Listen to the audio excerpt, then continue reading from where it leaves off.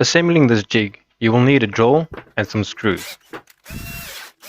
First, you'll make some pilot holes in the middle piece and fasten it with screws.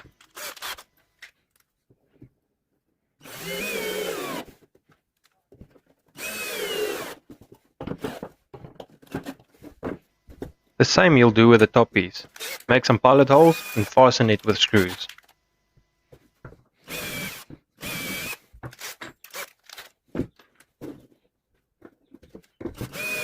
It is as simple as 1, 2, 3, and you have your jig.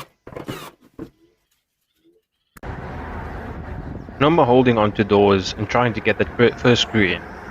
Just slide it at the bottom of your cupboard. Now your door will rest on the sides of it, and now you can hang doors in no time.